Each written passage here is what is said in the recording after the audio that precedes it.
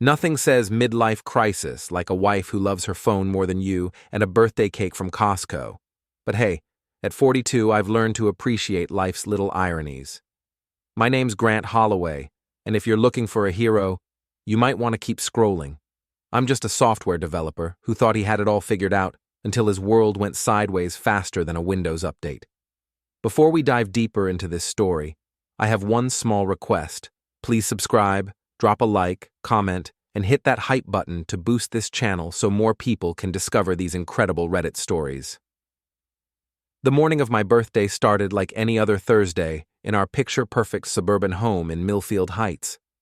Lena was already dressed for work, her real estate blazer perfectly pressed, her blonde hair styled to perfection. She barely looked up from her phone as I shuffled into the kitchen in my ratty pajamas. "Morning, beautiful," I said, leaning in for a kiss. She turned her cheek toward me without lifting her eyes from the screen. Coffee's ready." I poured myself a cup and watched her fingers fly across her phone. "Big day today?" "Always is in real estate." Her tone was clipped, distracted. "Some men know how to treat a woman, Grant. They understand that success requires dedication." There it was again. That little dig she'd been throwing around lately, like breadcrumbs leading to a conclusion I wasn't ready to face. I took a sip of coffee and decided to let it slide. It was my birthday, after all. "Tara's coming by later to help set up for tonight," I mentioned, watching for her reaction.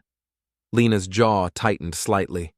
My sister-in-law Tara had always been a sore spot between us. Where Lena was polished and calculated, Tara was raw and honest. Where Lena had learned to hide behind corporate speak and fake smiles, Tara said exactly what she thought. And lately, what she thought about my marriage wasn't particularly flattering. "Of course she is," Lena muttered. "Your little cheerleader. She's your sister, Lena. Half-sister, and she's always had a thing for you." Lena finally looked up from her phone, her green eyes cold. "Don't think I haven't noticed." Before I could respond, her phone buzzed. Her face lit up in a way it hadn't when she looked at me in months. She quickly typed a response, smiling. "Client?" I asked. "Adrian Lowe. He's looking at some premium properties. Very hands-on buyer." The way she said hands-on made something twist in my stomach. I knew Adrian by reputation. Property developer, married, flashy car, flashier ego. The kind of guy who wore $1,000 watches and treated everyone else like they were there to serve him. The kind of guy who probably did know how to treat a woman, at least, how to treat her to expensive dinners and weekend getaways. "Well, don't let me keep you from your very hands-on client," I said, unable to keep the sarcasm out of my voice. Lena stood up, smoothing her skirt. "I'll try to be home by 8 for your little party. Try not to burn the house down while I'm gone." She kissed my forehead like I was her elderly uncle and click-clacked out the door in her designer heels. I stood there in my pajamas, holding my coffee mug, wondering when exactly my wife had started treating me like an inconvenience. My phone buzzed. A text from Jason, my co-worker, and one of the few people who still found my jokes funny. "Happy birthday, old man. Ready to party like it's 1999? I typed back, "More like ready to party like it's my last birthday as a married man."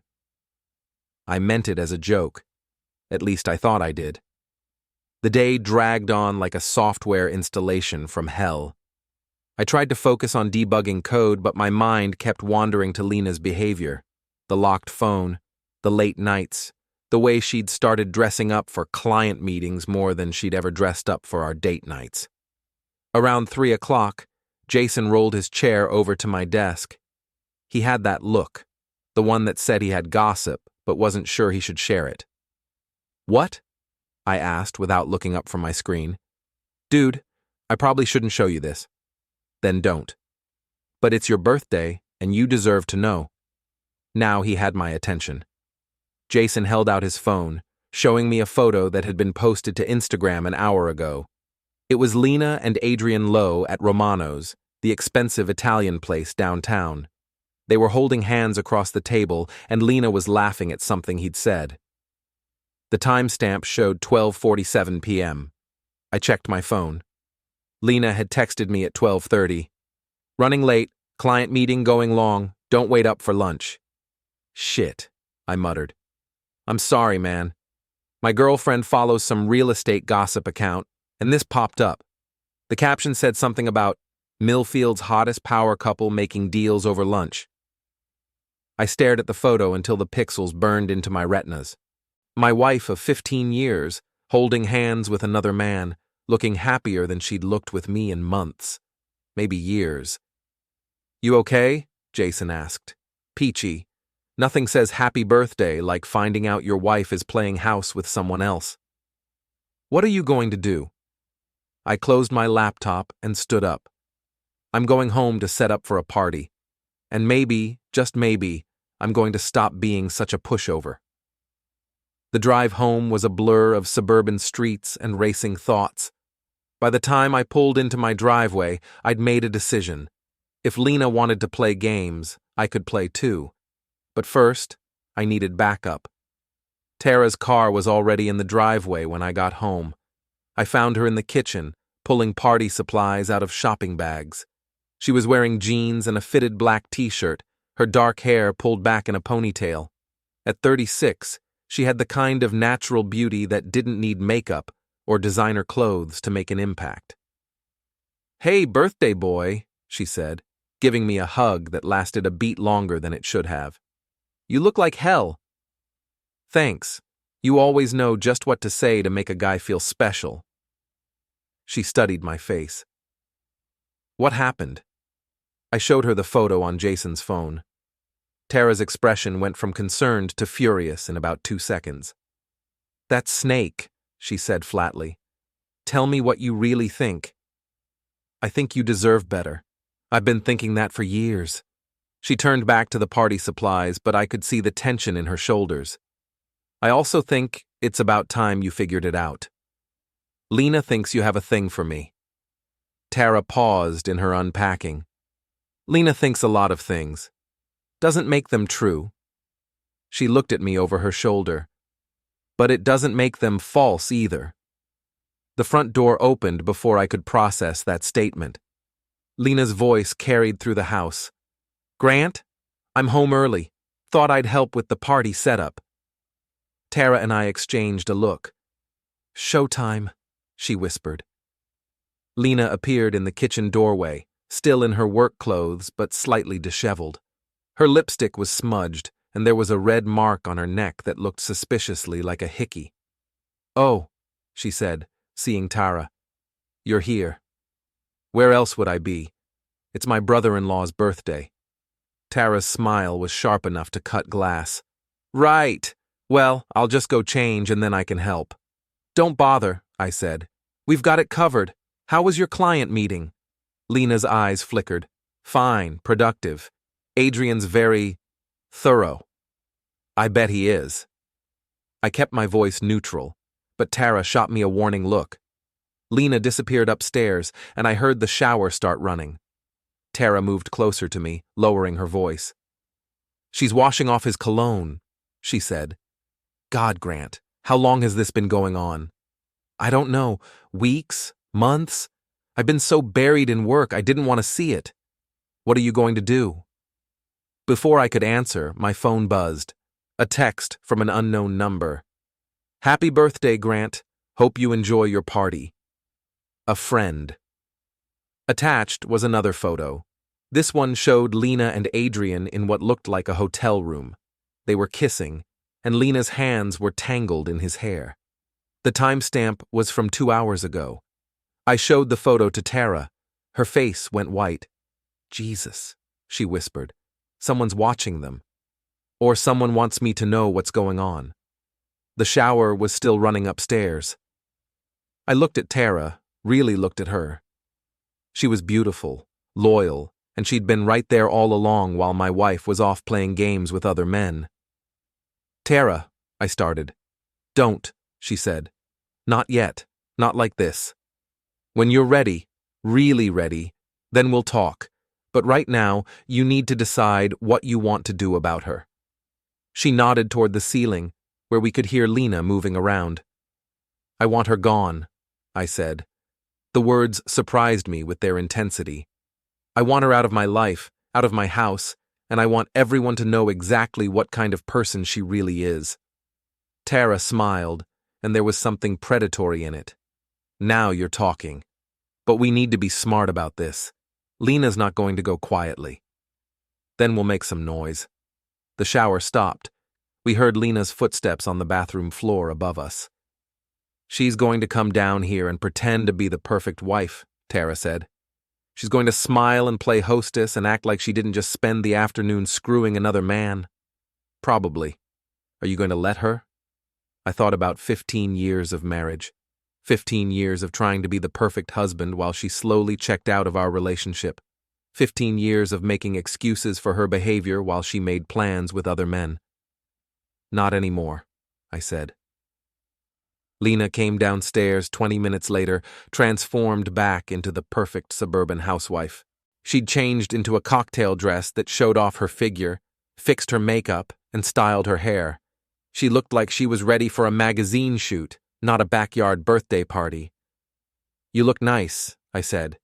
"Thank you." She moved around the kitchen, rearranging things that didn't need rearranging. "So what's the plan for tonight?"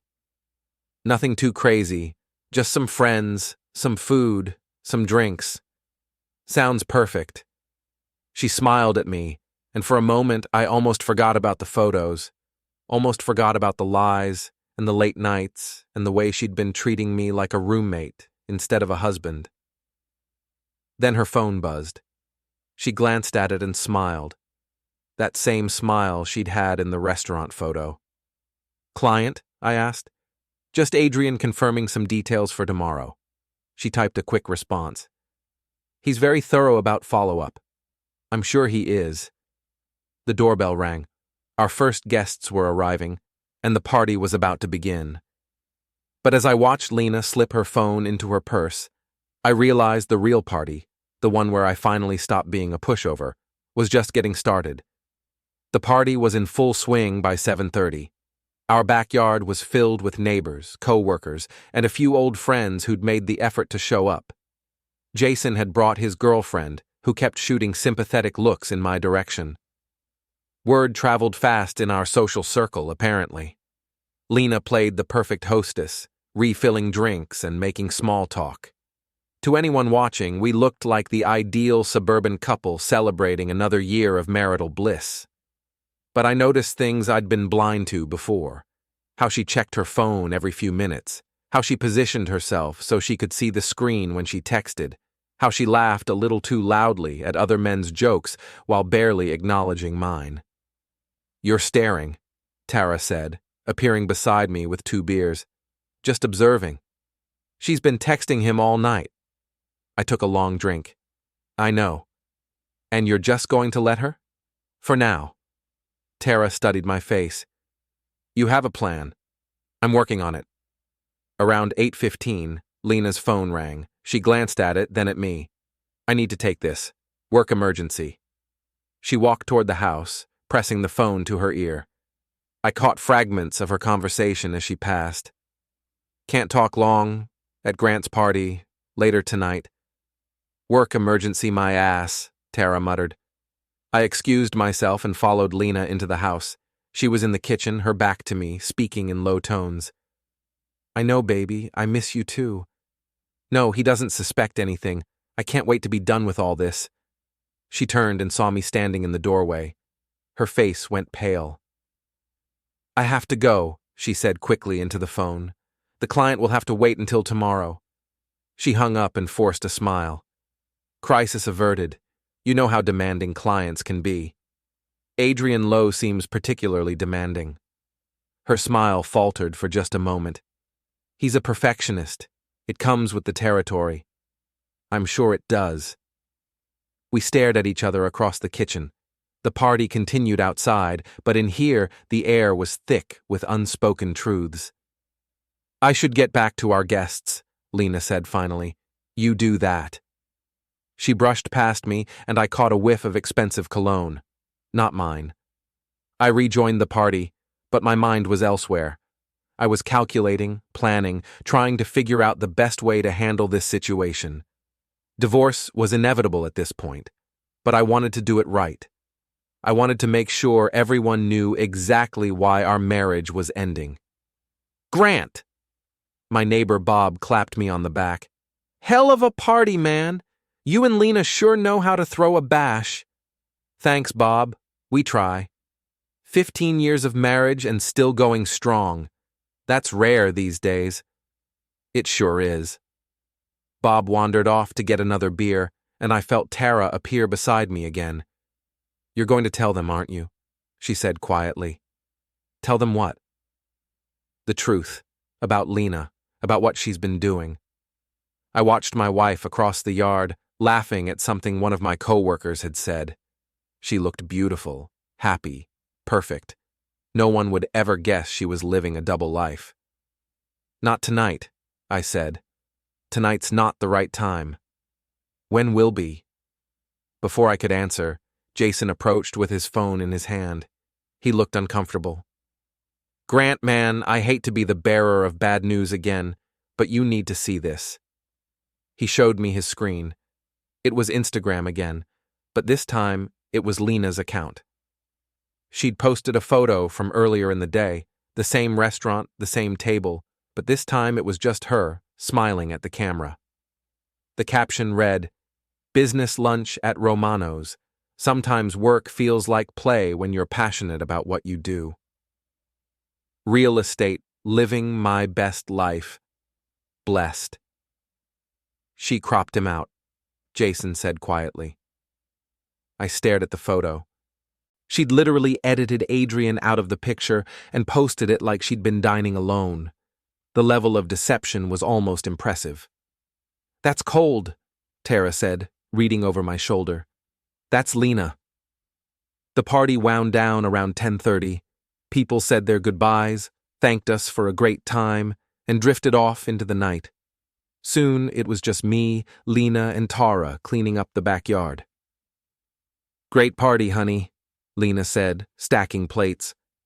"I think everyone had a good time." Seemed like it. "I'm exhausted, though. I think I'll head to bed early." "Long day of client meetings," I said. "Exactly."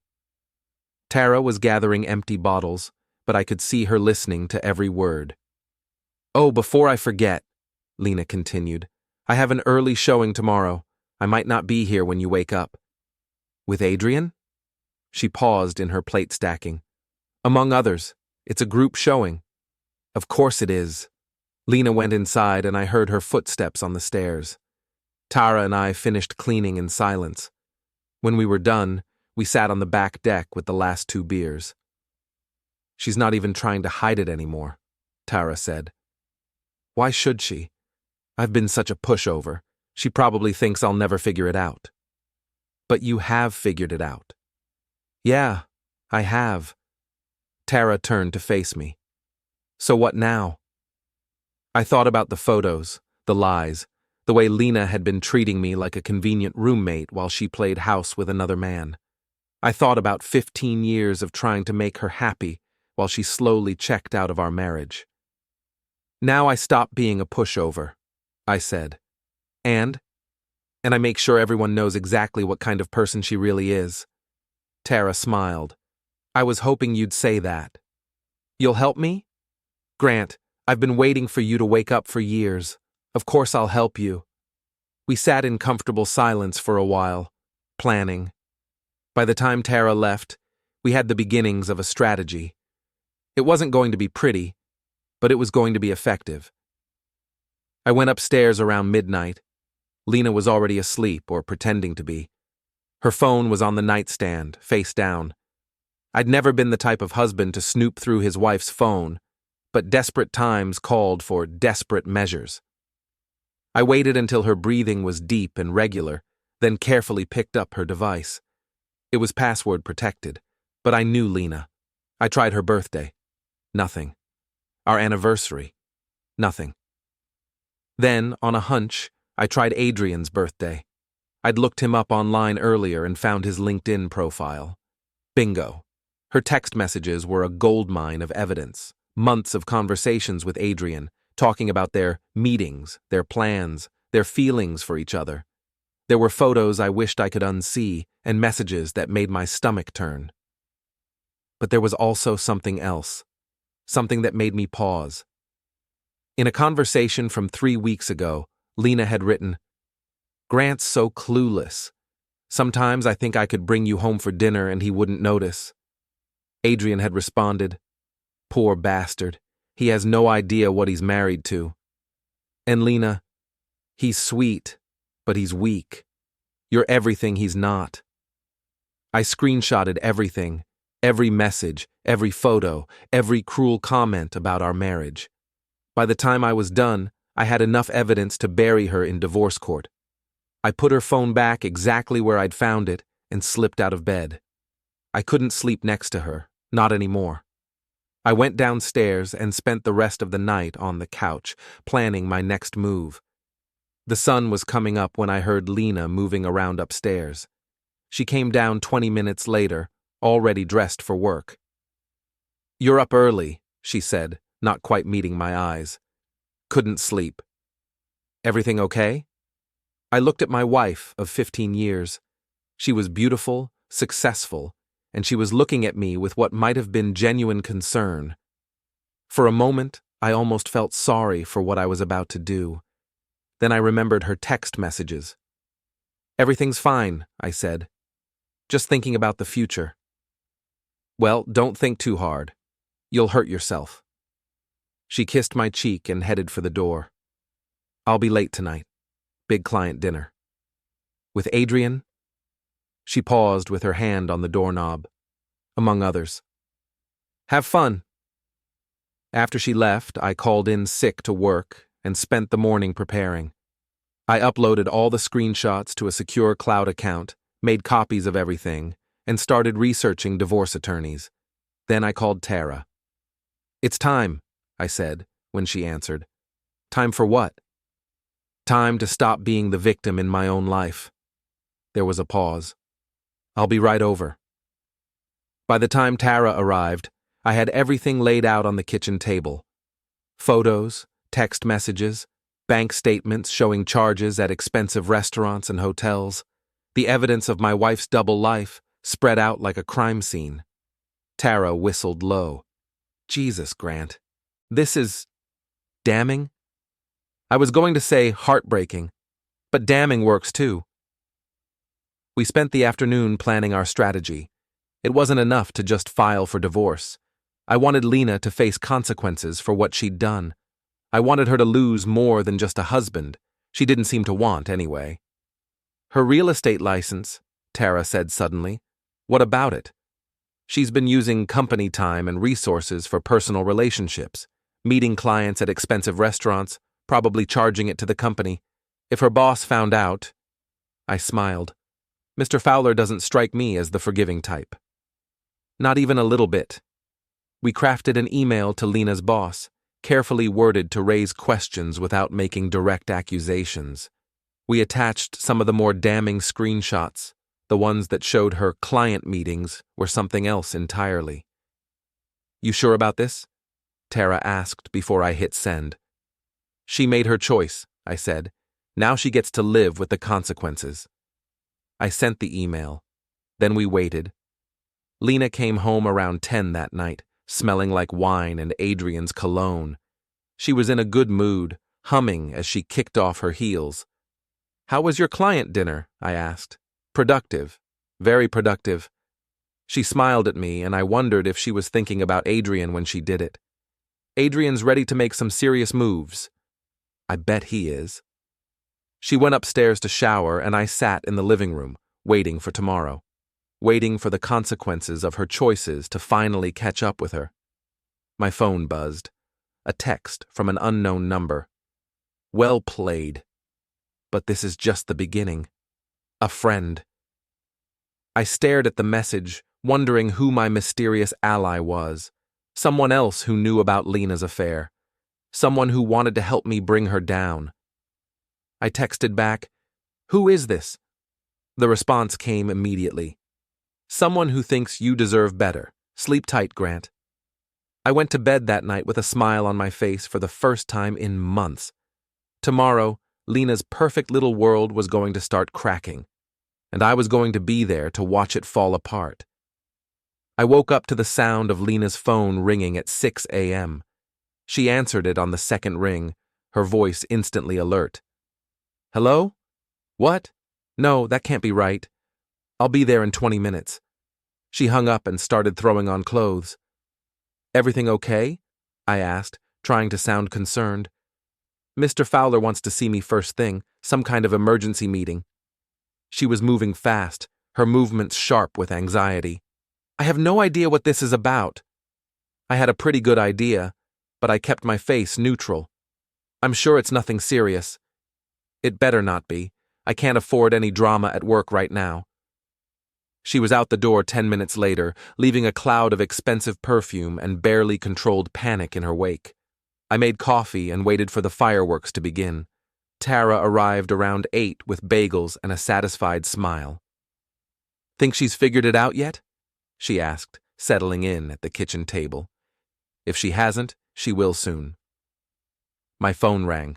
Lena's name appeared on the screen. "Grant, I need you to do something for me," she said without preamble. Her voice was tight, controlled, but I could hear the fear underneath. "What's wrong?" "Someone sent Mr. Fowler some photos of me and Adrian at Romano's. They're trying to make it look like something it's not." "What kind of photos?" "Just business photos, but taken out of context, they could be misinterpreted." I almost laughed. "Business photos. Right. What do you need me to do?" "I need you to call Mr. Fowler and tell him that Adrian is a friend of ours, that we've had dinner with him before, that it's completely innocent." "You want me to lie for you?" There was a pause. "I want you to support your wife." "The way you've been supporting our marriage?" Another pause, longer this time. "What's that supposed to mean?" "Nothing. I'll call Mr. Fowler." "Thank you. I love you, Grant."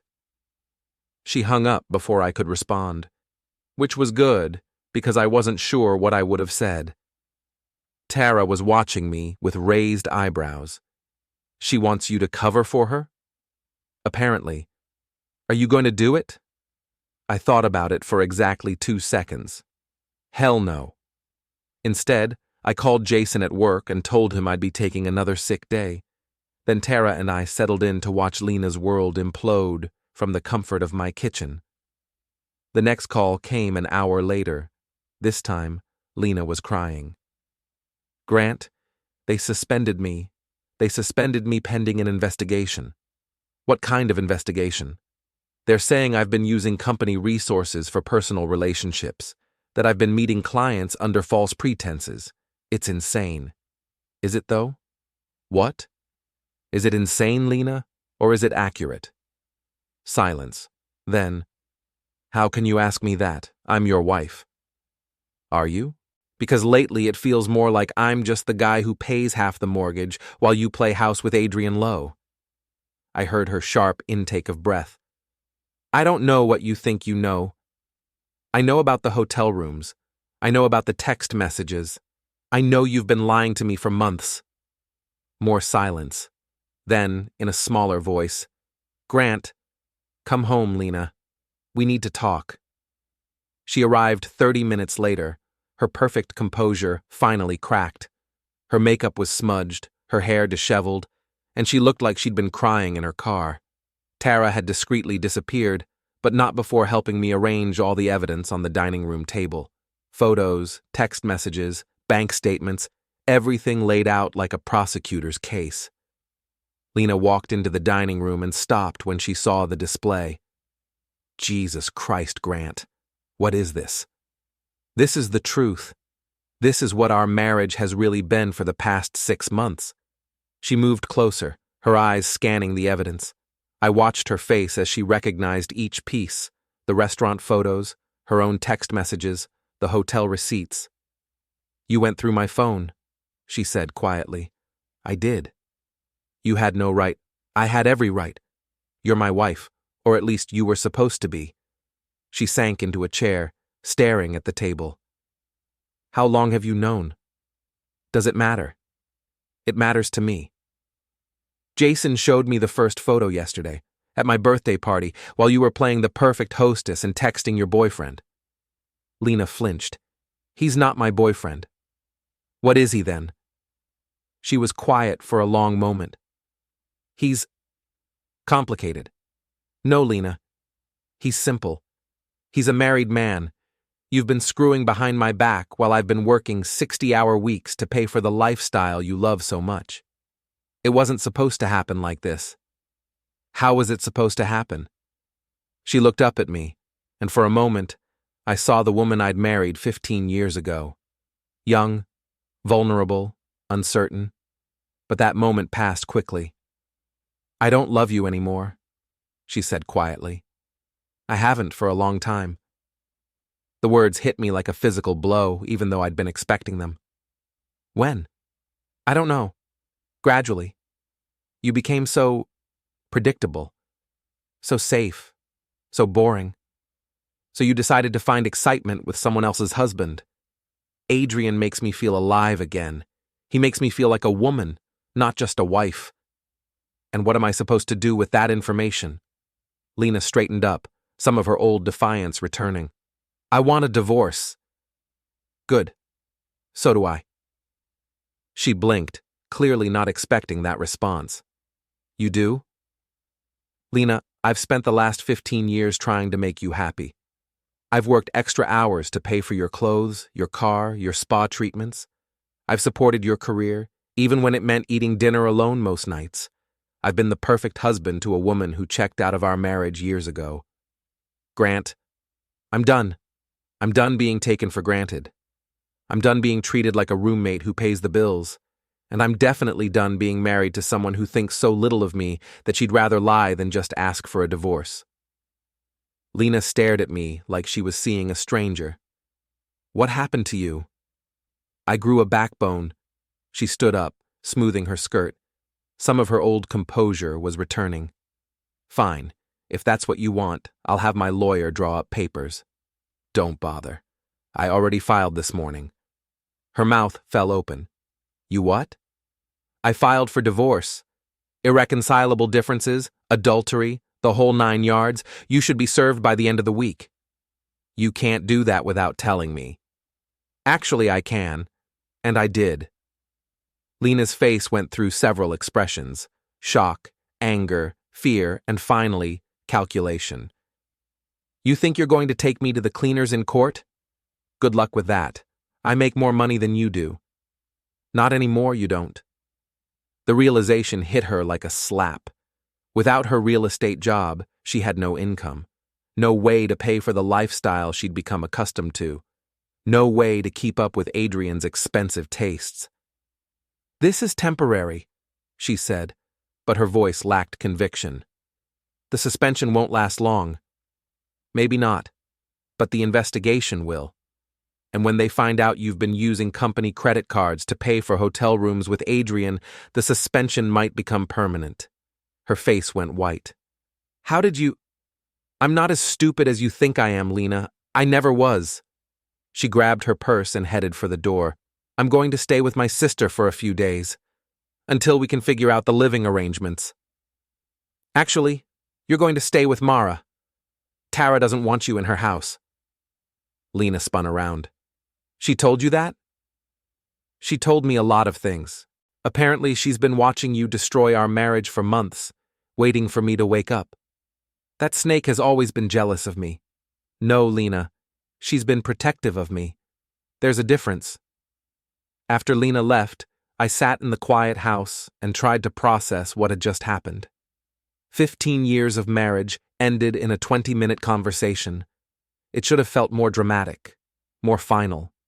Instead, it just felt like relief. My phone buzzed.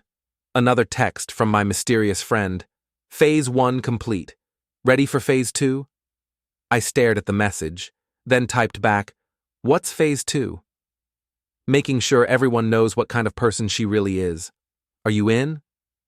I thought about Lena's parting words, the way she'd tried to make me feel guilty for discovering her affair, the way she'd blamed me for being boring, predictable, safe, as if those were crimes worthy of betrayal.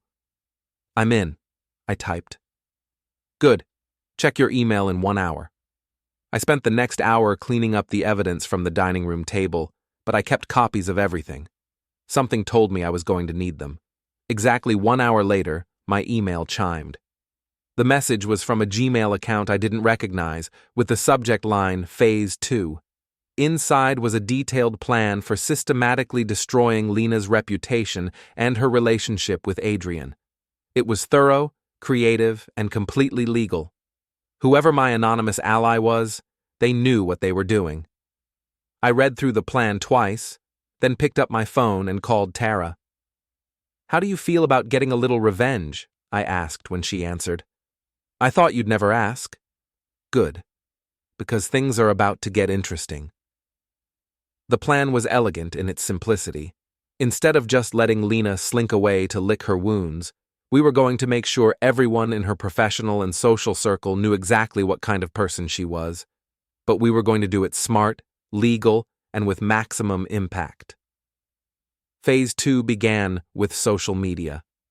Tara had always been better at that stuff than me, so she took the lead on creating what she called the narrative. We didn't post anything directly accusatory. That would have been tacky and potentially libelous. Instead, we let the evidence speak for itself. "The key," Tara explained as she worked on her laptop at my kitchen table, "is to make people curious. Give them just enough information that they start asking questions." She showed me her screen. She'd created a post on her own Instagram account, a photo of her and me at a coffee shop, both of us looking serious. The caption read, "Sometimes the people closest to us are fighting battles we know nothing about. Proud of my brother-in-law for choosing dignity over doormat status. Truth. Family. New beginnings." "That's perfect," I said. "Vague enough to be safe, specific enough to get people talking." "Exactly. And watch this." She tagged several mutual friends, including some of Lena's co-workers and a few people from our neighborhood. Within an hour, the comments started rolling in. "What's going on? Is everything okay? Grant, you look upset. Everything good at home? Tara, call me. I want details." "We don't respond to any of them directly," Tara explained. "We let them speculate. Trust me, by tomorrow, half of Millfield Heights will be wondering what happened to Grant and Lena Holloway." While Tara worked her social media magic, I focused on more practical matters. I'd moved all of our joint assets into accounts that required both signatures to access. I'd changed the passwords on all our streaming services, credit cards, and online accounts. I'd even called our insurance company to make sure Lena couldn't make any changes to our policies without my approval. It sounds petty, but after 15 years of marriage, you'd be amazed how intertwined your lives become. Every subscription, every account, every automatic payment, it was all connected. And now, I was systematically disconnecting it. The best part was that it was all completely legal. They were joint accounts, joint subscriptions, joint everything. I had every right to protect our assets during divorce proceedings. My phone rang around 3 p.m. Mara's name appeared on the screen. "Grant, honey, what's going on? Lena showed up at my door this morning crying her eyes out, and now everyone's talking about some cryptic social media post." "Hello, Mara. How are you doing?" "Don't give me that. Lena says you filed for divorce without warning her. She says you've lost your mind." "Did she tell you why I filed for divorce?" There was a pause. "She said you two grew apart, that you've been having problems for a while." "Is that all she said?" Another pause, longer this time. "Grant, what's really going on?" I'd always liked Mara, despite her tendency to gossip. She was loyal to Lena, but she wasn't stupid, and she deserved to know the truth about the friend she was sheltering. "Mara, did Lena tell you about Adrian Lowe?" Silence. "I'll take that as a no," I continued. "Did she tell you about the hotel rooms, the text messages, the fact that she's been having an affair for months while I worked overtime to pay for her lifestyle?" "Oh my God," Mara whispered. Grant, I had no idea. Of course you didn't. Lena's very good at managing her image. She's been so upset, crying about how you've changed, how you've become cold and distant. I wonder why. Jesus, I feel like such an idiot. She's been staying in my guest room talking about what a bastard you are, and I've been feeding her ice cream and wine. She's good at playing the victim, Mara. She's had a lot of practice. What can I do? How can I help? That surprised me. You want to help me? Grant, you've been nothing but good to my friend for 15 years. If she threw that away for some asshole with a fancy car, then she deserves whatever's coming to her. I smiled. Actually, there is something you can do. Name it. Keep being her friend, keep letting her stay with you, but maybe pay attention to what she says, what she does, who she calls. You want me to spy on her? I want you to be aware. Lena's not done playing games, and I have a feeling she's going to try to spin this whole thing to make herself look like the victim. And you want me to know the truth when she does? Exactly. After I hung up with Mara, I felt a little guilty about turning her into an unwitting double agent. But then I remembered Lena's text messages, the cruel things she'd said about me to Adrian, and the guilt faded. Tara looked up from her laptop. That sounded productive. Mara's on our side now. Good, because I just got some interesting information. She turned her screen toward me. It was Adrian Lowe's Facebook page, and his relationship status had changed from married to it's complicated. When did that happen? I asked. About 2 hours ago, right around the time his wife posted this. She navigated to another page. Adrian's wife, Patricia, had posted a photo of herself at what looked like a lawyer's office, holding a thick stack of papers. The caption read, "Sometimes the trash takes itself out. New chapter starting now. Divorce day. Freedom feels better off without him." Holy shit, I said. It gets better. Look at the comments. Patricia's friends were being very supportive, but they were also asking questions, and Patricia was answering them. What happened, Patty? You guys seemed so happy. Patricia's response. Turns out my husband prefers real estate agents to wives. Who knew? Are you serious? Adrian cheated? Patricia. With a married woman, no less. Classy, right? Do we know her? Patricia. Let's just say she's about to find out that homewrecking has consequences. I stared at the screen. She knows about Lena. She knows everything, and she's not keeping quiet about it. My phone buzzed. A text from Lena. We need to talk. Now. I showed the message to Tara. She grinned. Looks like the chickens are coming home to roost, she said. Lena arrived 20 minutes later, and she was furious. Her face was flushed, her hair was a mess, and she looked like she'd been crying and screaming in equal measure. Did you know? She demanded, storming into the living room where Tara and I were waiting. Did I know what? About Patricia. About Adrian's wife filing for divorce. I might have heard something about that. This is your fault. You started all of this with your petty revenge bullshit. I looked at her calmly. Lena, I didn't make you have an affair. I didn't make you lie to me for months, and I certainly didn't make Patricia Lowe file for divorce. You sent those photos to Mr. Fowler. You ruined my career. No, your affair ruined your career. I just made sure the truth came to light. The truth? She laughed bitterly. You want to talk about truth? The truth is that you've been a shitty husband for years. The truth is that I stayed in this marriage long after I should have left. The truth is that Adrian makes me feel things you never could. Then you should be happy, Tara interjected. Now you can be with Adrian full time. Oh wait, he's getting divorced too, isn't he? And his wife is taking him to the cleaners. Guess those expensive dinners are going to be a lot less frequent. Lena whirled on her sister. Stay out of this, Tara. This doesn't concern you. Actually, it does. Grant's my friend, and I've watched you treat him like garbage for years. Friend? Lena's eyes narrowed. Is that what we're calling it? What's that supposed to mean? Please, you've been sniffing around my husband since the day I married him. Don't think I haven't noticed. The tension in the room ratcheted up several notches. Tara stood up slowly, and I could see the anger building in her face. You know what, Lena? You're right. I have been interested in Grant because he's a good man who deserves better than a cheating, lying, selfish snake for a wife. There it is, Lena pointed at her sister triumphantly. The truth finally comes out. You've been plotting to steal my husband. I didn't have to steal him, Tara shot back. You threw him away. Ladies, I said, standing up. That's enough. But they weren't listening to me. 15 years of sisterly resentment was pouring out, and I was just collateral damage. You've always been jealous of me, Lena continued. Jealous of my success, my marriage, my life. And now you think you can just swoop in and pick up the pieces. Your success?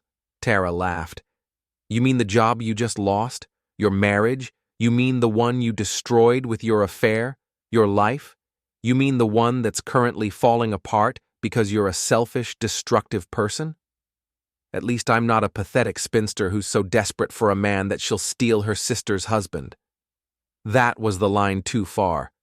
Tara stepped forward, and for a moment I thought they might actually come to blows.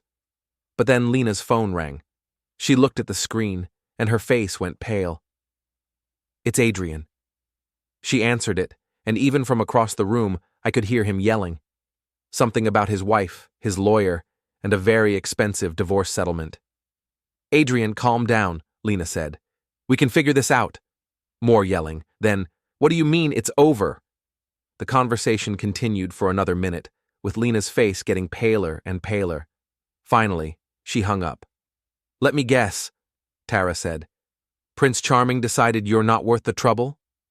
Lena sank into a chair, her fight suddenly gone out of her. He says we need to cool things off until his divorce is finalized. He says his lawyer advised him to avoid any appearance of impropriety. Shocking, I said. A cheating husband who turns out to be a coward. Who could have seen that coming? Lena looked up at me with tears in her eyes. Grant, I know I messed up. But maybe we can work through this. Maybe we can go to counseling, try to rebuild. No. The word came out harder than I'd intended, but I didn't take it back. No, Lena. We're done. You made your choice, and now you get to live with it. She stared at me like I was a stranger. What happened to you? You used to be so understanding, so forgiving. I grew a backbone, and I realized that understanding and forgiving don't mean letting people walk all over me. Lena left 20 minutes later, and the house felt lighter without her in it. Tara and I sat in the kitchen drinking beer and processing what had just happened. She's going to try to make this ugly, Tara said. Probably. Are you ready for that? I thought about the evidence I had, the allies I'd gained, and the satisfaction I'd felt watching Lena's perfect little world crumble. Bring it on, I said. My phone buzzed. Another message from my mysterious friend. Phase 3? I typed back. What's Phase 3? Making sure she never forgets the consequences of betrayal. You in? I looked at Tara, who was reading over my shoulder. She nodded. I'm in, I typed. Good. Tomorrow, we finish this. I woke up Saturday morning with a sense of purpose I hadn't felt in years. Today was the day I was going to take control of my narrative, once and for all. No more being the victim, no more letting Lena spin the story to make herself look sympathetic. Today, everyone was going to know the truth. Tara arrived at 9 with coffee and a mischievous smile. Ready for the grand finale? She asked. More than ready. We'd spent the previous evening planning what Tara called the truth party, a gathering of our mutual friends, neighbors, and anyone else who'd been following the drama of our imploding marriage. The invitation had gone out via social media the night before. Grant's Freedom Party, come celebrate new beginnings and hear the real story. Saturday, 7 p.m. Bring your appetite for truth. How many people RSVP'd? I asked. 47, including some people I didn't expect. Like who? Patricia Lowe. I nearly choked on my coffee. Adrian's ex-wife? Soon-to-be ex-wife. Apparently, she has some things she'd like to share about her husband's affair partner. This was getting better by the minute. We spent the day preparing. Unlike my birthday party a week ago, this wasn't going to be a polite suburban gathering with small talk and forced smiles. This was going to be a reckoning. Tara had printed out copies of the most damning text messages between Lena and Adrian, carefully edited to remove anything too explicit, but leaving in all the cruel comments about me and their plans for the future. She'd also created a timeline of the affair, complete with restaurant receipts, hotel bills, and social media posts that proved Lena had been lying for months. "Is this too much?" I asked, looking at the evidence spread across my dining room table. "Grant, she destroyed your marriage, lied to your face for months, and then tried to make you feel guilty for discovering her affair. This isn't too much. This is justice." At 6:30, people started arriving. Jason and his girlfriend came first, followed by several neighbors and co-workers. Mara showed up around 7, looking uncomfortable, but determined. "How is she?" I asked. "Lena? She's a mess. She's been crying all day, going back and forth between being furious at you and begging Adrian to take her back." "And Adrian?" "He's not taking her calls." Patricia Lowe arrived at 7:15, and she was not what I'd expected. I'd seen photos of her online, a petite blonde who looked like she spent most of her time at the country club. But in person, she was fierce. Her eyes were hard, her smile was sharp, and she carried herself like a woman on a mission. "Grant Holloway?" she said, extending her hand. "Patricia Lowe, I believe we have a common problem." "Had," I corrected. "I filed for divorce." "Smart man. I did the same thing. And I brought some things I thought you might find interesting." She handed me a manila folder. Inside were photos I'd never seen before, Adrian and Lena at various locations around town, clearly intimate, clearly having an affair. But these weren't the amateur shots that had been sent to me before. These were professional quality, taken with a telephoto lens. "You hired a private investigator," I said. "I hired the best private investigator money can buy. When you're married to a serial cheater, you learn to document everything." "Serial cheater?" Patricia's smile turned predatory. "Oh, honey, your wife wasn't Adrian's first affair. She wasn't even his second. She was just the first one stupid enough to think he'd leave me for her." The party was in full swing by 8 o'clock. People were drinking, eating, and speculating about why they'd been invited to a truth party. Some of them clearly expected drama, others seemed genuinely confused. But they were all there, which was what mattered. At 8:30, I stood up and tapped my beer bottle with a knife. The room gradually quieted. "Thank you all for coming," I began. "I know the invitation was a little cryptic, but I wanted to gather everyone together to clear the air about some recent events in my life." I looked around the room at the faces of people I'd known for years. Neighbors, co-workers, friends, people who'd been speculating about my marriage for the past week. As most of you know, Lena and I are getting divorced. What you might not know is why. I nodded to Tara, who began distributing copies of the timeline she'd created. I watched people's faces as they read, saw the shock, the disgust, the understanding dawn in their eyes. For the past 6 months, my wife has been having an affair with Adrian Lowe, a married property developer. She's been lying to me, to her employer, and to all of you about where she's been and what she's been doing. Bob from next door raised his hand. "Grant, are you sure about this? I mean, Lena's always seemed..." "Seemed what, Bob? Trustworthy? Honest? I thought so too." I nodded to Patricia, who stood up. "Ladies and gentlemen, I'm Patricia Lowe, Adrian's wife, or rather, his soon-to-be ex-wife. And I can confirm that everything Grant is telling you is true. In fact, it's worse than he knows." She began showing her photos, explaining how she'd discovered the affair, detailing the lies Adrian had told and the money he'd spent on his various mistresses. The room was silent, everyone hanging on every word. The thing about cheaters, Patricia continued, is that they're fundamentally selfish people. They don't care who they hurt as long as they get what they want. And what Adrian wanted was the thrill of the affair, not the responsibility of a real relationship. As if on cue, the front door opened. Lena walked in, followed by Mara, who looked mortified. "I tried to stop her," Mara whispered to me. "She insisted on coming." Lena looked around the room, taking in the faces, the papers in everyone's hands, the evidence of her affair displayed for all to see. Her face went through a series of expressions: confusion, realization, fury. "What the hell is this?" she demanded. "This," I said calmly, "is the truth. You bastard. You invited all these people here to humiliate me?" "I invited these people here to hear the facts. The humiliation is just a natural consequence of your actions."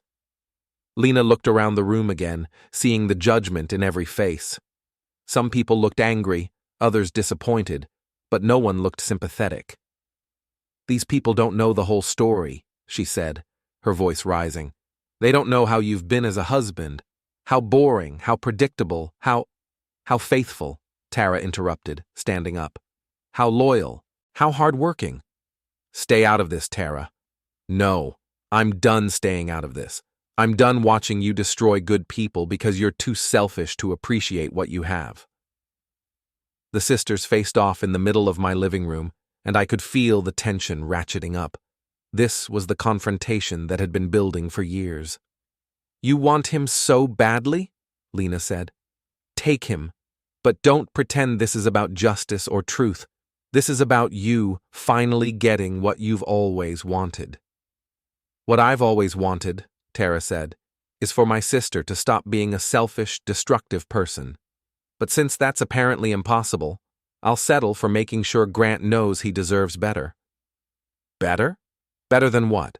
A successful, beautiful woman who cheats on her husband with married men, who lies to everyone she knows, who destroys her own marriage and then tries to blame everyone else for the consequences." The room was watching this exchange like a tennis match, heads turning back and forth between the sisters. But I could see this was heading toward a physical confrontation, and I needed to intervene. "Lena," I said, standing up, "you should leave." She turned to me, and for a moment I saw something that might have been genuine regret in her eyes. "Grant, please, can we talk privately, just for 5 minutes? There's nothing left to say." "There's everything left to say. I made a mistake, but we can work through this. We can go to counseling, we can—" "No." The word echoed in the suddenly quiet room. Lena stared at me like I'd slapped her.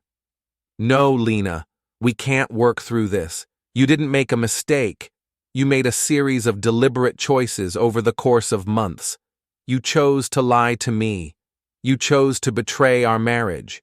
You chose to humiliate me while I worked overtime to pay for the lifestyle that allowed you to have your affair. I never meant for it to go this far, but it did. And now you get to live with the consequences." Lena looked around the room one more time, seeing nothing but judgment and disapproval. Then she turned and walked toward the door. "This isn't over," she said. "Yes, it is," I replied.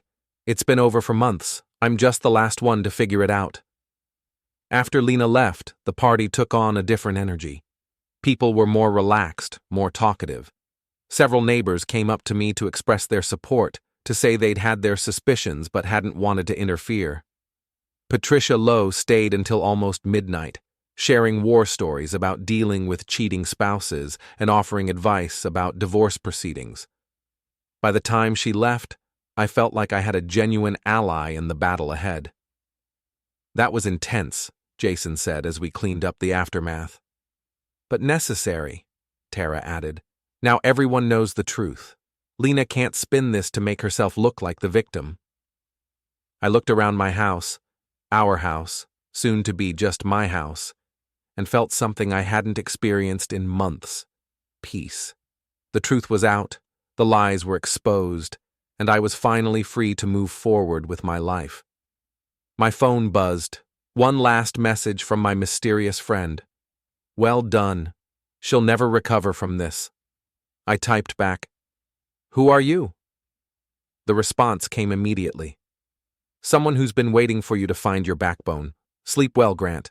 Tomorrow, you start over." I looked at Tara, who was reading over my shoulder again. "Any idea who that could be?" I asked. She smiled. "Does it matter? Whoever it is, they helped you get your life back." She was right. It didn't matter. What mattered was that I was free, the truth was out, and Lena's reign of deception was finally over. Sunday morning brought the kind of clarity that only comes after a storm.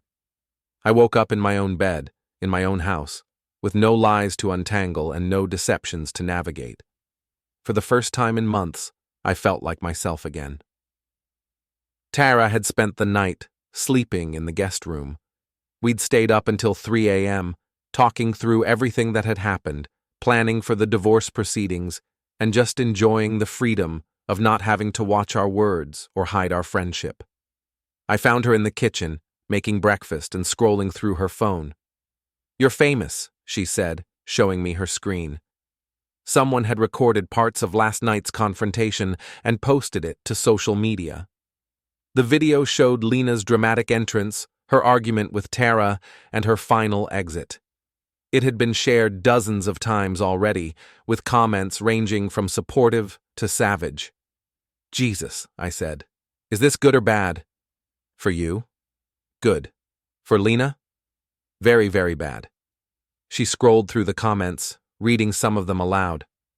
"Finally, a man who stands up for himself. That woman got what she deserved. Grant Holloway is my hero. And the negative ones? There aren't many. A few people saying you should have handled it privately, but they're getting shouted down by everyone else." My phone rang. Mara's name appeared on the screen. "Grant, I am so sorry about last night. I tried to stop her from coming, but she was determined to confront you." "It's okay, Mara. How is she?"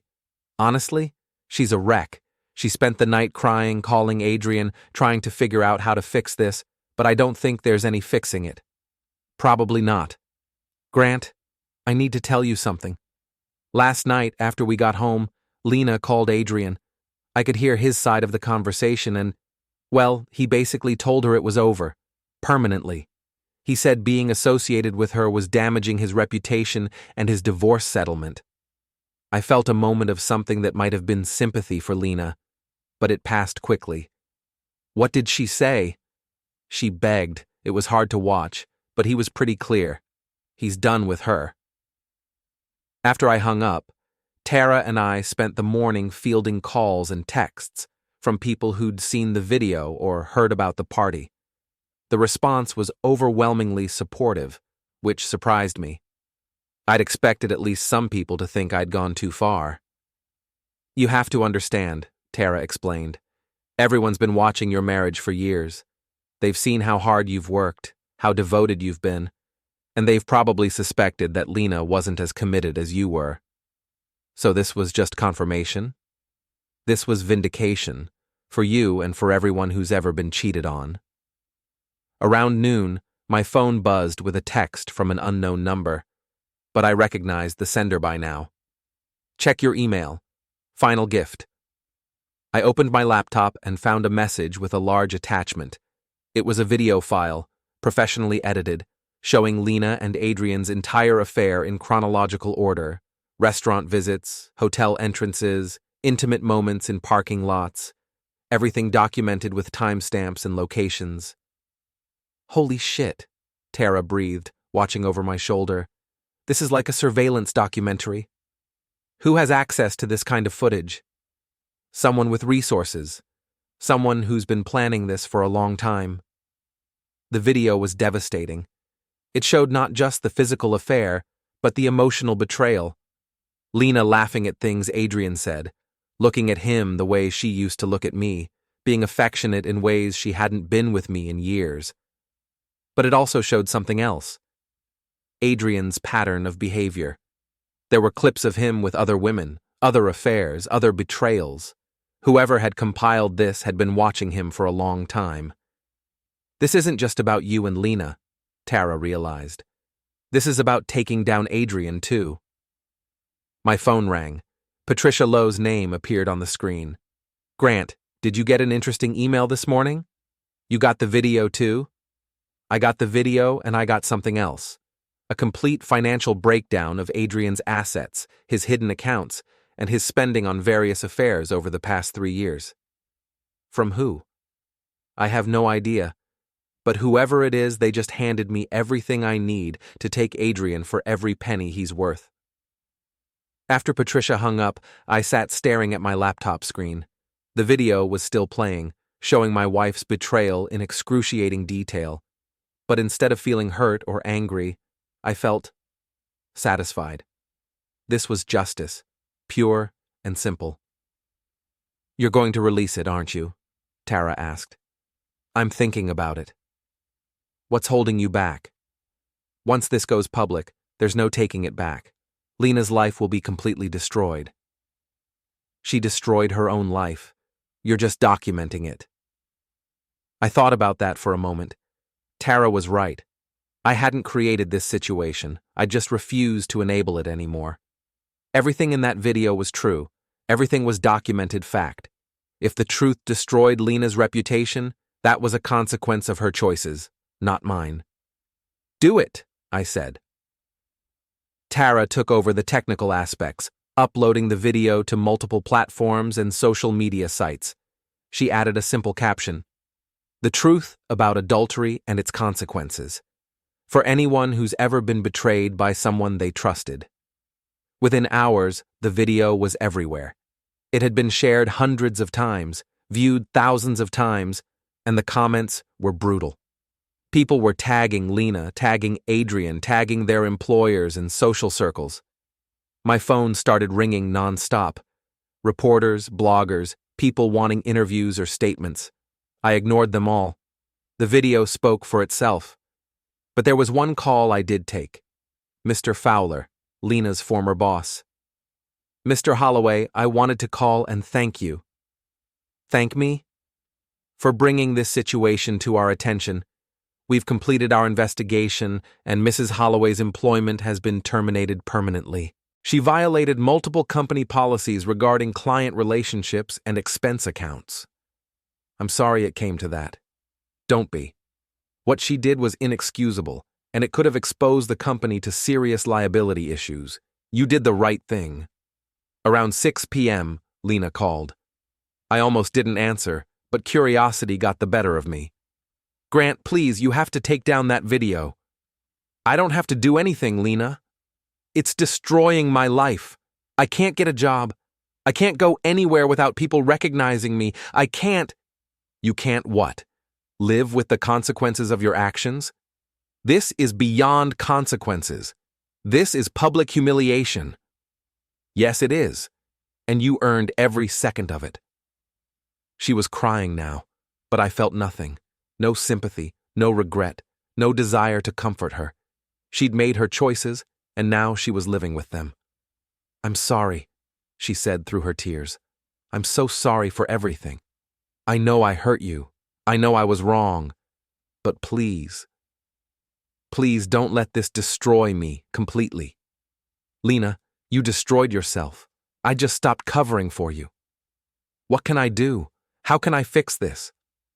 "You can't. It's too late for apologies, too late for regret, too late for anything except accepting responsibility for what you've done." I hung up and turned off my phone.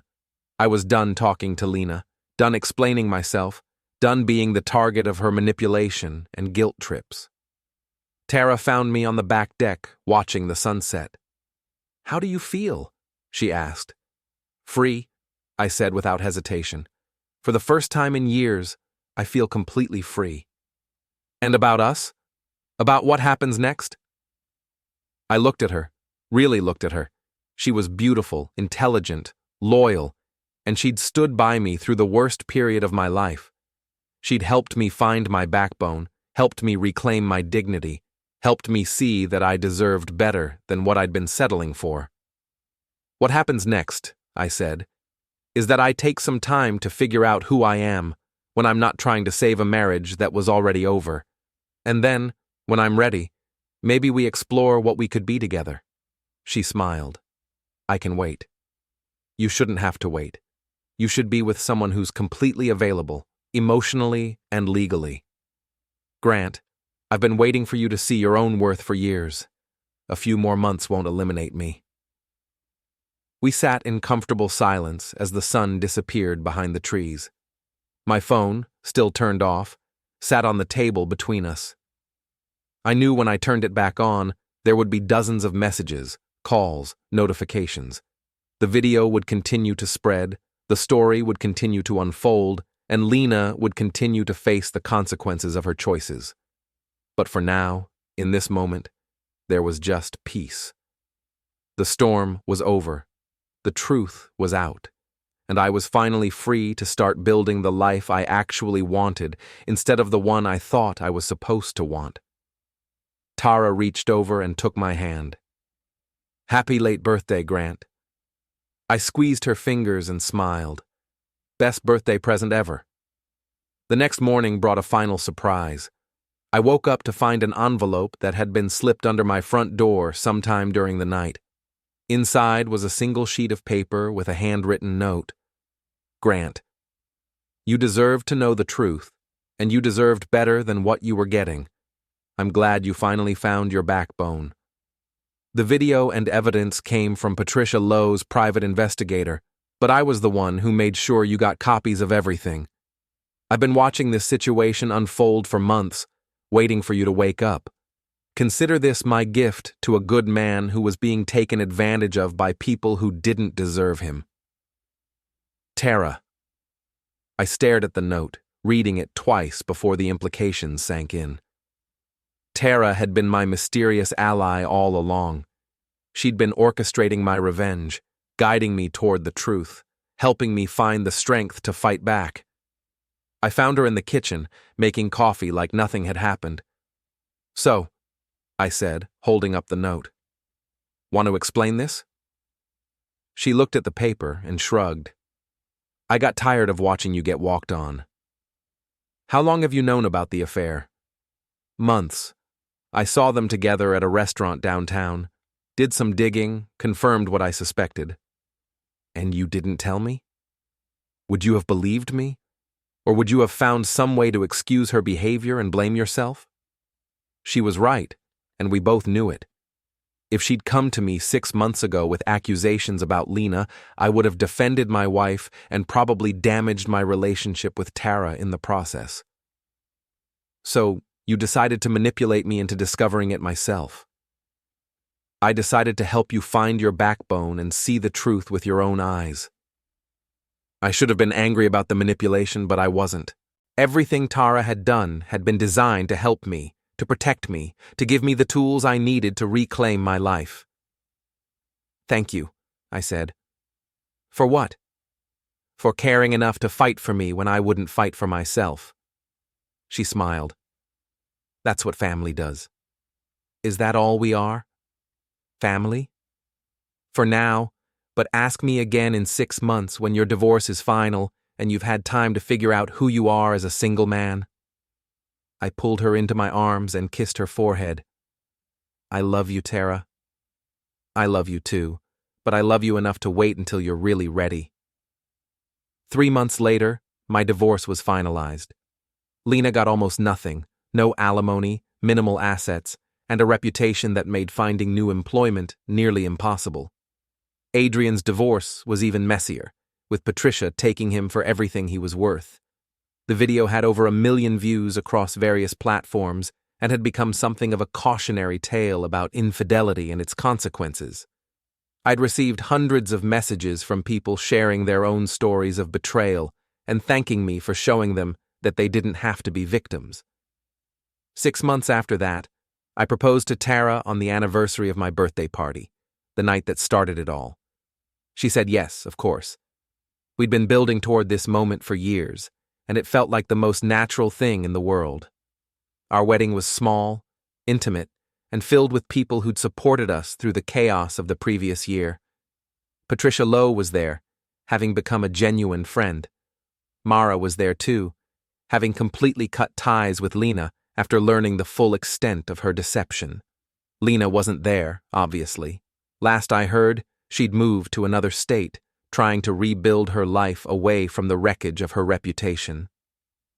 I felt no satisfaction in her downfall anymore, just relief that she was no longer my problem. As Tara and I danced at our reception, I thought about how different my life had become in just 2 years. I'd gone from being a doormat in a loveless marriage to being genuinely happy with a woman who valued me, respected me, and had literally fought for my happiness. "Any regrets?" Tara asked, as if reading my thoughts. "Just one," I said. "What's that?" "I wish I'd grown a backbone sooner." She laughed. "Better late than never." "Much better." The song ended, and we were surrounded by friends and family, all of them celebrating our happiness. I looked around at the faces of people who'd stood by me through the worst period of my life, who'd supported my decision to stop being a victim, who'd cheered when justice was finally served. This was what a real marriage looked like, I realized. Not the performance Lena and I had put on for 15 years, but this, genuine partnership, mutual respect, and the kind of love that makes you want to be a better person. As the evening wound down and Tara and I prepared to leave for our honeymoon, I felt a profound sense of gratitude. Not for the betrayal that had started this journey, but for finding the strength to stop accepting less than I deserved. Sometimes the best revenge isn't getting even. It's building a life so much better than what you had before that the people who wronged you become irrelevant. Lena had tried to destroy me, but instead, she'd freed me to find real happiness.